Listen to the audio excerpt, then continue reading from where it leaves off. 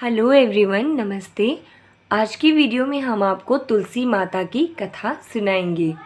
वैसे तो हो सकता है कि आप लोगों ने ये कथा पहले भी सुनी हो, लेकिन फिर भी हम आपको ये कथा सुनाएंगे। अगर आप लोगों को कथा पसंद आए तो प्लीज़ इसे लाइक और शेयर कीजिएगा और साथ ही सब्सक्राइब कर लीजिएगा हमारे चैनल को।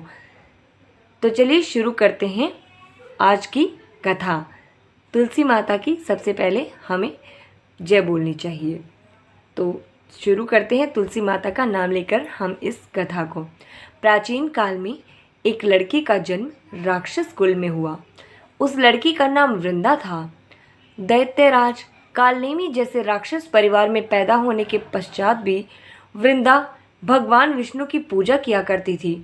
जब वृंदा बड़ी हुई तो उसका विवाह जालंधर नाम के एक दानव से हो गया।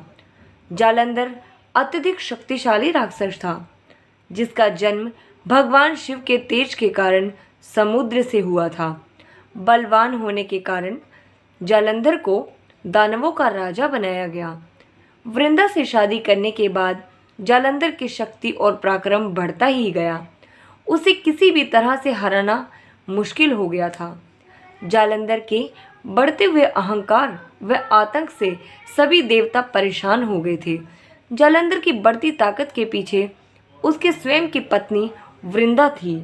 वृंदा भगवान विष्णु के पूजा किया करती थी और वृंदा की भक्ति में बहुत ही स्थित्व था, अर्थात वो एक बहुत बड़ी सती थी।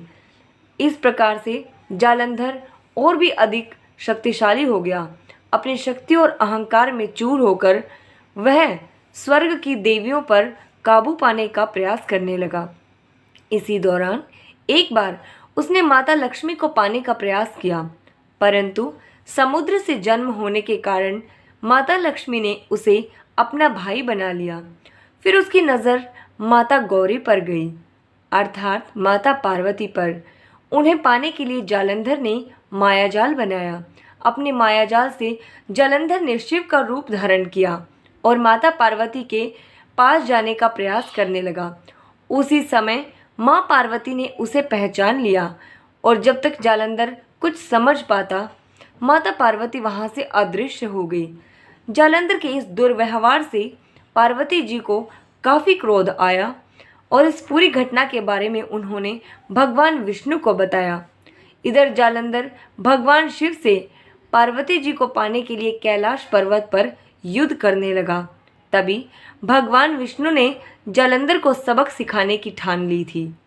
सभी को पता था कि जालंधर अपनी पत्नी के पूजा पाठ और सतीत्व के वजह से ही अजेय हुआ है।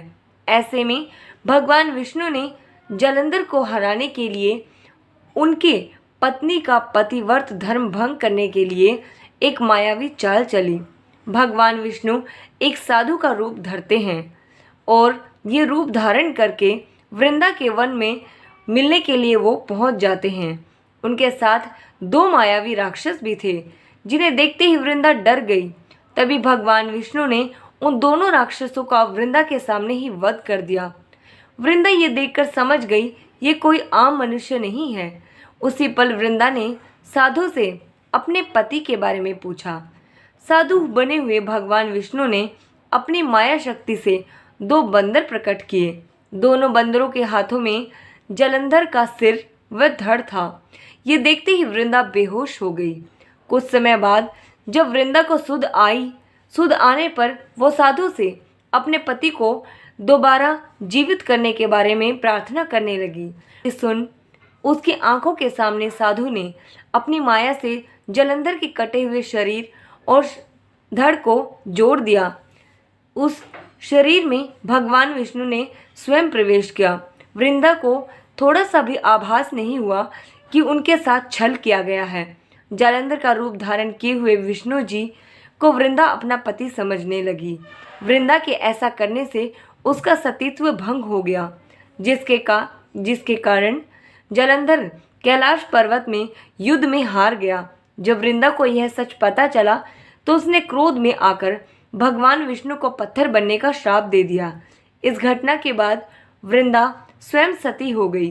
जिस स्थान पर वह भस्म हुई वहाँ तुलसी का पौधा प्रकट हो गया।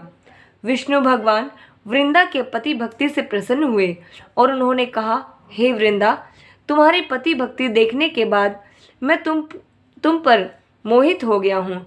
मैं खुद ये बात कहता हूँ कि मुझे तुम प्रिय लगने लगी हो। अब सदैव मेरे साथ तुम तुलसी के स्वरूप में रहोगी। तुम्हारे तुलसी रूप का जो भी व्यक्ति मेरे शालिग्राम के साथ विवाह कराएगा उसे 1000 गुना यश व पुण्य प्राप्त होगा।